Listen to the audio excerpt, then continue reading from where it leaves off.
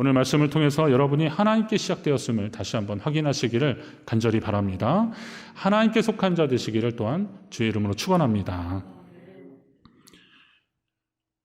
대홍수 이후에 노아 가족이 농사를 시작하는데요. 포도나무를 심습니다. 포도나무는 더위를 잘 견디고 뿌리를 좀 이렇게 깊이 내린대요. 그래서 이게 어지간한 광야 지역이나 경사진 산간에서도 열매를 잘 맺는다고 합니다. 좀 건조하고 그리고 산악 지역이라고 불리는 이 팔레스타인에 포도가 꽤 있는 것도 바로 그런 이유입니다. 그리고 유럽 쪽에 이 포도가 굉장히 많더라고요. 스페인이나 저쪽 그 프랑스나 이런 이태리 이런 데 보면 이 포도 주산지들이 굉장히 많은데 이게 사실은 아주 비옥해서라기보다는 그만한 상황들이 있습니다. 유럽 가서 제가 많이 보는 게 포도하고 올리브 이런 것들이 다 척박한 성에서 잘 자라나는 거더라고요. 아마도 방주가 머문 게 이제 아라랏산이니까 아라랏산 그 주변도 역시 터키나 이런 쪽인데요. 이 그 포도 주산지들이 꽤 많이 있습니다. 이곳에 하나님이 노아에게 지혜를 주셔서 포도나무를 심게 하시는데 이 포도나무는 또 하나님이 주시는 포도나무의 산물 중에 포도주나 이런 것들이 있는데 풍요, 어떤 부요함의 상징이 되는 그런 것으로 창세기에도 말씀하고 있습니다. 신약에서 예수님이 포도와 관련된 그런 비유를 또 많이 하시는 것을 봅니다. 예수님이 당신을 뭐라 그랬어요? 포도나무라. 요한복음 15장에 보면 아버지는 농부고 그리고 포도원 농부고 예수님이 포도나무고 그리고 우리는 뭐예요? 너희는 가지다 그랬습니다. 그러면서 너희가 나를 떠나서는 아무것도 할 수 없다 이렇게 말씀하시면서 우리가 주님께 속해야 된다 이런 비유를 하면서 포도나무 가지 이야기를 하고 있습니다. 포도는 그냥 먹어도 맛있잖아요. 여름에 우리나라에 그렇게 그냥 잘 먹는 포도가 흔한 게 캠벨 종인데요. 그게 한 70% 이상이랍니다. 보통 이렇게 우리가 검은색이에요. 무슨 포도 색깔 있잖아요. 그 색깔인데 그거고 뭐 여러 가지가 많이 있는데 하여튼 생으로도 그냥 먹고 또 이걸 말려서 먹습니다. 건포도 그렇게 먹기도 하고 즙을 내서 주스나 아니면 이렇게 포도주로 먹는데 예수님의 생애 가운데서도 이게 빠지지 않습니다. 포도주가 빠지지 않아요. 가나의 혼인잔치에서 물을 포도주로 예수님 만들어 주십니다. 그리고 예수님 6월절 마지막 만찬 때도 어떻게 해요? 제자들과 포도주를 마지막으로 함께 나누십니다. 아무튼 이렇게 우리 생활과 친숙한 재료들입니다. 그런데 문제는 이제 과용이죠, 과용. 오늘 노아 할아버지가 실수하셨습니다. 포도주를 마셔도 너무 많이 마셨어요. 그래서 어떻게 해요? 취해서 이게 뭐나 마찬가지겠지만 뭐든 마찬가지겠지만 이게 너무 많이 마시니까 취해버린 거죠. 포도주도 별거 아닌 것 같아도 이거 먹으면 취하는 거더라고요. 노아 이렇게 보니까. 그래서 성경에도 경건한 사람들이 특히 하나님께 거룩한 삶을 소원한 사람들은 포도주와 독주를 입에 대지 않겠더라고 그렇게 기도합니다. 삼손의 사사기 같은 데도 보면 그러므로 너는 삼가 포도주와 독주를 마시지 말며 어떤 부정한 것도 먹지 말라 이렇게 지금 하나님이 말씀하고 계시고 또 성원 기도하는 사람들은 그렇게 합니다. 나시린 서약하는 거 아시죠? 부정한 거 그러니까 뭐 시체 만지지 말고 독주 안 먹고 그리고 머리 깎지 않고 뭐 이런 거. 그러니까 사무엘 같은 사람도 그렇고 삼손 같은 사람도 그렇게 나시린 서약을 할 때 이 포도주를 입에 대지 않는 거. 하나님께 경건한 삶을 소원하는 사람들은 그렇게 한 것인데 그것 자체가 나빠서 그런 게 아니에요. 그것이 우리의 삶을 흐트러뜨릴 수 있는 가능성이 충분히 있기 때문에 조심하고 또 조심하는 것입니다. 그러니까 술을 마시고 안 마시고는 뭐 본인의 선택이지만 말씀을 자기에게 유리한 잣대로 이용하는 모습들이 하나님 중심의 삶은 결코 아니라는 겁니다. 노아의 나이가 한 600살이 넘었으니까 그가 좀 이제 고된 농사 후에 피곤했을 것입니다. 어쩌면 포도 수확도 좀 풍성하게 했으니까 긴장도 풀려서 평소 같으면 그냥 한두 잔 먹고 말았을 텐데 그날은 좀 많이 마셨나 봐요. 그래서 필름이 끊겨버린 겁니다. 21절에 의하면 노아가 취하여서 그 장막 안에서 벌거벗었다 그랬어요. 아니 그 옷을 왜 벗었는지 몰라요. 더워서 그랬는지 하여튼 뭐 경험이 혹시 있으신 분들은 모르겠지만 술을 마시면 더우니까 이게 이제 벗어 제끼고 그러는 것 같아요. 실제 제가 밤에 이게 지역적인 문제는 아닌 것 같은데요. 그래도 춘천에는 그런 분들은 많지는 않은데 제가 이렇게 산책을 하거나 운동을 하잖아요. 특히 여름에 아주 기를 자기 안방 삼아서 누워 계신 분들이 있는데 옷을 왜 벗어놓으시는지 모르겠어요.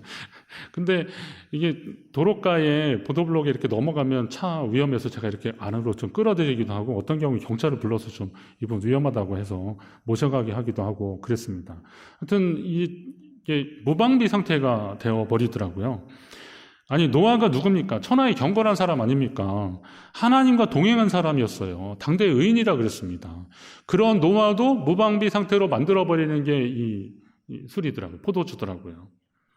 그래서 사람이 좀 겸손해야겠다는 생각도 합니다. 어떤 분들은 장담하더라고요. 자기는 술을 다스릴 줄 안 되는 거예요. 그래서 내가 지고는 못 가도 먹고는 간대요.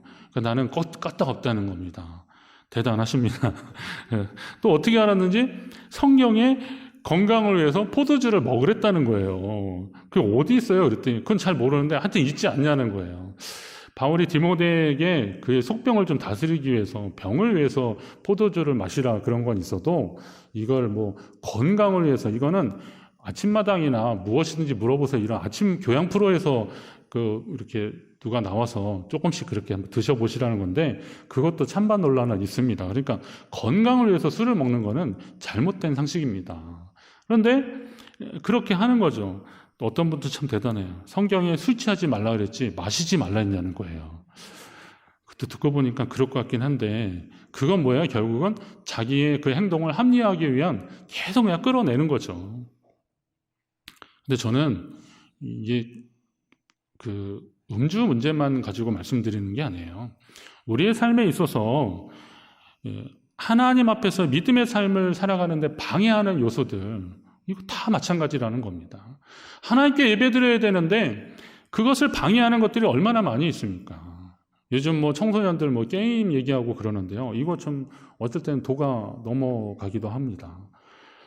그리고 또 낚시, 바둑 뭐 이렇게 취미생활로 하시는 건 좋은데 이게 경건생활, 예배생활에 방해되더라고요. 그 이민교회 목사님이 그러시는데 미국이나 이런 데는 이제 골프를 그렇게 성도들이 주말에 치러 간대요. 그래가지고 어느 날 그걸 좀 세게 얘기했더니 어느 성도가 예배 끝나고 나서 그 성도 안 보이길래 전화했대요. 어디 계시냐고 그랬대요. 아, 목사님 제가 골프장에 있다고. 그래서 그 예배 주일인데 예배 안 드리고 거기서 그러시냐고 그랬더니 목사님 지난 말씀하실 때 몸은 여기서도 골프 생각하느라 거기 갔으면 거기 있는 거랑 똑같다는 거고 그러지 않았냐고. 그래서 자기가 지금 골프장에 있으니까 교회 생각만 간절하더라는 거예요. 그래서 자기가 여기 왔다고. 야, 천재. 예. 그러니까 하나님께 예배드리고 하나님을 만나는 것들을 방해하는 요소들이 우리 주변에 얼마나 많은지 모릅니다. 조심하셔야 됩니다. 이거 정리하셔야 됩니다. 내가 거기에 빠져드는 바람에 내 안에 하나님이 들어오셔야 되는데 다른 것들이 가득하게 하지 마시라는 겁니다. 지난 주간에 저희 어머니가 좀 잠깐 다녀가셨는데 제가 어머니 보면서 어머니가 좀 연세가 많아지시니까 이렇게 걷는 게 좀 불편하셔서 어디 계단 이렇게 잡아주셔야 되는데 그것도 마음이 짠한데 제가 마음이 제일 짠한 건 뭐냐면 어머니가 이렇게 손주들 보고 싶다고 해서 오셨을 때 아버지도 좀 같이 오셨으면 좋았을 텐데 아버지는 같이 오실 수 없거든요. 한 22년 전에 돌아가셨으니까 아버지는 못 오시는 거예요. 그런데 가족들을 위해서 애쓰셨던 그 아버지가 이제 장성한 자녀들이 사는 곳에 이렇게 와서 보는 거 그거 봐셨으면 얼마나 좋았을까 하는 그런 마음 때문에 제가 어머니한테 좀 더 잘해야겠다 이런 마음이 드는 겁니다. 어머니는 저한테 어떻게 하셔요? 고맙고 미안하다 이런 말을 계속 하셔요. 고마운 거는 그래도 잘 살아줘서 고맙다 이렇게 하시는 거고 미안하다 그러는 것은 제가 예전에 좀 공부 좀 하고 싶었는데 이게 좀 형편이 안 돼가지고 더 이렇게 하고 싶었는데 안 됐어요. 그러니까 어머니가 그게 미안하다고 그때 못 도와줘서 미안하다고 아니 죄송할 거 하나도 없다고 최선을 다해 주셨는데 그래도 어머니는 그게 항상 미안한 거예요. 그게 가족이에요. 그게 가족이에요. 실제 탕자에 비유해서 아버지는 그 작은 아들을 그냥 안아주잖아요. 그리고 그에게 좋은 옷을 입혀줍니다. 옷을 입혀준다는 거는 에덴에서도 그 가죽 옷을 입혀주시는 것처럼 그들에게 옷을 입혀주시는 것은 그들을 품어주시고 용서하시는 하나님 아버지의 마음이에요. 그러니까 탕자의 아버지도 그렇게 해준 겁니다. 예수님이 사역하시다가 수로보니게 여인을 만납니다. 이 수로보니게라고 하는 지역은 이방 지역인데 그 여인이 와서 자기 딸이 귀신 들렸다고 좀 고쳐달라고 막 그러는 겁니다. 당시에 귀신이 들렸다 그러고 또 그것이 딸아이라 그러면요, 밖에 나오면 돌에 맞아요. 예. 사람들이 막 손가락질하고 막 그럽니다. 그러니까 그 딸이 그런 꼴 당하는 거 너무 안타까우니까 넌 그냥 집에 있어라. 그리고 예수님 소식 듣고 와서 제 딸이 귀신 들렸는데 고쳐달라고 막 그러는 겁니다. 예수님이 여인의 믿음을 시험하려고 그러잖아요. 자녀의 떡을 개에게 던져주겠냐고. 그랬더니 여인이 뭐라 그래요? 개들도 주인의 상에서 떨어지는 거 먹지 않냐. 그러니까 좀 우리 딸 좀 고쳐달라 그러는 거예요. 어쩌면 그 여인은 그거보다 더 큰 수모도 자기 딸을 위해서는 감당하겠다라고 하는 그런 각오로 했더니 예수님 어떻게 하셔요? 꼭 고쳐주시잖아요. 집에 가보니까 예수님 말씀하신 그 시간이 그 딸이 고쳐진 시간이에요. 자, 그러면 이게 이제 부모의 마음인데, 아니, 그러면 노아 아버지는 이거 어떻게 된 건가 이거예요. 노아 아버지는. 아니, 함이 그래도 야인 자식 그러면서 한번 혼내면 됐을 텐데 왜 굳이 함을 이렇게 저주까지 하셨을까? 어떤 분은 그럴 생각할 수 있어요. 아니, 그 아들이 한번 그러면 좀 혼내면 되지. 뭐 누구는 누구의 종이 될 것이라. 그리고 가나안의 아버지 함이라고 그렇게 표현하면 사실 가나안이라는 게 가나안의 또 7 족속들이 있고요. 그리고 아까 제가 이제 나중에 한번 말씀드리는데 이게 이방에서 이스라엘을 완전히 공격했던 그런 나라들이 가나안인데, 그럼 굉장히 부정적인 의미로 그 함이 말하자면 조상이 될 거라고 그렇게 얘기를 하는 거죠. 그러면 굳이 그럴 것까지 있겠는가라고 하는 거죠. 그러나 성경이 모든 사건이나 내용들을 다 기록한 것은 아니라고 본다면 아마도 함은 이번 것만이 아니라 평소에도 그의 성향상 어떤 일이 있으면 사람들한테 막 놀리고 흉보고 막 그랬을 거라는 거죠. 그러니까 함이 이제 그 일로 인해서 함이 그런 걸로 인해서 노아가 화가 나서 그를 책망하며 저주하는 겁니다. 그러나 잠언 17장 9절에 보니까 어떻게 해요? 허물을 덮어주는 자는 사랑을 구하는 자다 그랬습니다. 거듭 말하는 자는 뭐라면 친한 것을 이간하는 사람이라 그랬어요. 그러니까 함은 덮어주는 일을 안 한 거죠. 그냥 떠들고 알리는 것이었던 겁니다. 반면에 셈과 야벳은 덮어주는 일을 했던 겁니다. 오늘 우리가 어떤 태도로 살아야 할지를 말씀하고 있습니다. 사실 억압받는 자의 입장에서는 불의나 죄악을 이거 드러내기가 좀 되게 어렵잖아요. 그러다 보니까 결국은 아주 좀 강한 방법을 해서 폭로를 하기도 하고 막 그렇게 되잖아요. 요즘 이제 코로나19로 인해서 물류량이 많아지니까 택배 기사들 그리고 분류 작업하는 노동자들이 과로사로 이렇게 숨지는 그런 일들이 꽤 많아지더라고요. 저도 그거 몇 번 보면서 전에는 택배 이렇게 하루만 늦게 와도 전화하고 그랬는데 요즘 전화 안 해요. 하도 전화 안 했더니 한 3, 4일을 안 와가지고 갔더니 다른 데 가 있어서 그래서 한번 찾아본 적도 있어요. 그러니까 그런 거예요. 이런 건 사실 폭로가 필요한 거죠. 좀 크게 알릴 필요도 있습니다. 그렇지 않으면 사람들이 모르고, 그리고 사회적, 이번에도 그 회사가 직원들 좀 다시 복지나 이런 거 안전을 생각하고 건강진단 해주겠다고 그렇게 하잖아요. 근데 누가 꼭 죽어야만 되는 거예요. 누가 그러더라고요. 왜 우리 사회가 어려운 사람이 어려운 사람 걱정해주는 그런 사회가 된지 모르겠다고. 이런 사회는 결국 하나님 기뻐하시는 사회는 아니죠. 그러려면 사실 좀 강하게 알릴 필요는 분명히 있습니다. 그러나 제가 노아의 경우를 말씀드렸던 거는 노아가 분명히 좀 취한 것은 실수한 건 맞는데 장막 안에 들어가서 벌거벗은 거 사실은 자기의 사적인 공간에서 그런 거는 큰 문제는 되지 않는데 그 함이 그렇게 해서 다 떠드는 바람에 이게 문제가 됐던 거예요. 그러니까 결국 그는 덮어주는 자가 아니라 그걸 가지고 막 사람들한테 막 알려서 그의 수치를 드러내는 일을 해버렸기 때문에 결국은 함은 그걸로 인해서 책망을 받게 되는 것입니다. 성도는 어떤 사람들이어야 됩니까? 이미 하나님의 말씀을 들은 자고 하나님께 용서함을 받은 자이기 때문에 그런 관점에서 우리가 한번 함께 봐야 되는 겁니다. 그리고 하나님 우리를 그 복된 자리에 초대하셨습니다. 그러면 그 자리에 합당한 사람으로서 살라는 하나님의 명령도 받고 있다는 사실을 우리는 명심해야 됩니다. 그러면 저와 여러분도 사랑으로 덮어주는 그 일들을 실천하시기를 간절히 바랍니다.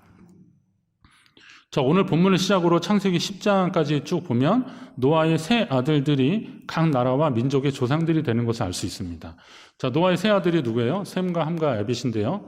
이거를 제가 여러분의 기준으로 보시면 이제 보면 셈은 이스라엘의 조상이라고 보시면 됩니다. 근데 이스라엘의 조상이 이제 아브라함으로 보면 아브라함이 어디서 왔어요? 갈대아 우르, 그러니까 메소포타미아 그쪽에서 온 거잖아요. 그러면 셈족은 한 이쪽으로 보시면 돼요. 여러분 기준으로 보시면 지금의 이제 바사, 뭐 메소포타미아, 이라크, 이란, 이라크 이쪽으로 보시면 됩니다. 이쪽이 셈족이고요.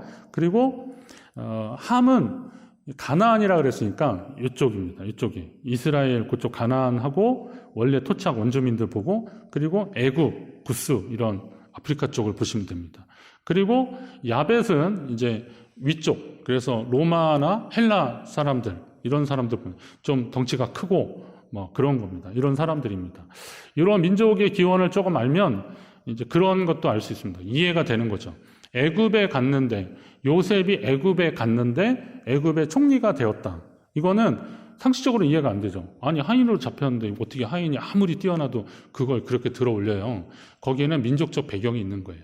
그러니까 그 애굽을 전체를 차지하고 있는 애굽의 원주민이 있고 그 제국이 있었는데 그때 잠깐 이 셈족 계통이 정권을 잡는 거예요. 그때 같은 셈족 계열이었던 요셉이 인정을 받게 되는 거예요. 그럼 이제 다시 또 바벨론이나 바사 이런 나라들의 다니엘과 같은 사람이 거기 재상이 되는 것도 결국은 같은 부류 민족이에요. 그래서 그렇게 되는 거예요. 그러니까 성경은 중간사 잘 배우십시오. 이번 토요일부터 하는데요. 그거 잘 보시면 이제 어떻게 이루어지는지를 우리가 배울 수 있습니다. 자, 그러면 저는 그럼에도 불구하고 창세기에서 말씀한 것처럼 하나님이 창조 기사에서 어떤 짐승을, 어떤 동물을 만드는데 얘네들은 더 정결하고 얘네들은 더 부정하고 그런 관점은 아니라는 거예요. 정결하고 부정한 말은 그거는 그 정결법에 의해서 이들이 하나님의 말씀대로 살아가는지 하나님의 말씀이 기준이 되는지에 대한 어떤 평가의 차원이지 아니 하나님이 작정하고 부정한 짐승을 뭐하러 만드시겠습니까? 쓸모도 없는 걸. 다 이유가 있는 거고 하나님 뜻과 계획이 있는 거잖아요. 그런 것처럼 민족도 마찬가지입니다. 이스라엘이 선민이고 하나님 백성이란 차원에서만 보니까 이 함 계통도 그렇다고 보지만 제가 봤을 때 그리고 전체 하나님의 구원사로 봤을 때는 야벳이나 함이나 셈이나 다 하나님의 관심 안에 있는 그런 민족이라는 것입니다. 그러면 어떻게 하셔야 돼요? 우리가 이런 관점에서 본다면 하나님은 어느 특정한 민족이나 나라나 사람에게 더 집중하시기보다는 오히려 사람들의 관심이 거기에 집중된다면 이 사람들을 통해서 하나님의 구원을 이루신다는 거예요. 그래서 아까 모든 인류 그리고 이스라엘, 유다 지파 이렇게 돼서 다시 모든 인류로 나간 것처럼 그렇게 하나님이 역사하신다는 것입니다. 그러면 우리는 우리 속에 누가 처음부터 나쁜 사람은 없는 거고 누가 처음부터 절대적인 선한 사람도 없는 거죠. 성경 읽다 보면 그런 생각 들지 않으십니까? 사람은 과연 처음부터 악한 사람들인가? 아니면 그의 환경이 그를 나쁜 사람으로 만드는 것인가? 성경에 답이 있습니다. 여기 요한일서 3장 7절 이하에 보면 자녀들아 아무도 너희를 미혹하지 못하게 하라. 의를 행하는 자는 요한일서 3장 7절에서 8절 말씀을 띄워주세요. 이거 같이 보셔야 돼요. 자녀들아 아무도 너희를 미혹하지 못하게 하라. 의를 행하는 자는 그의 의로우신 것 같이 의롭고 그리고 죄를 짓는 자는 마귀에게 속하나니 마귀는 처음부터 범죄함이라 그랬습니다. 이 말씀을 잘 보시면 하나님께 속한 사람들은요 어떻게 돼요? 그 안에 마귀가 우리를 미혹하지 못하도록 최선을 다해야 되고 하나님의 말씀, 의를 따라서 실천하면서 하나님 백성됨을 확인하는 단계를 계속 가지라는 거예요.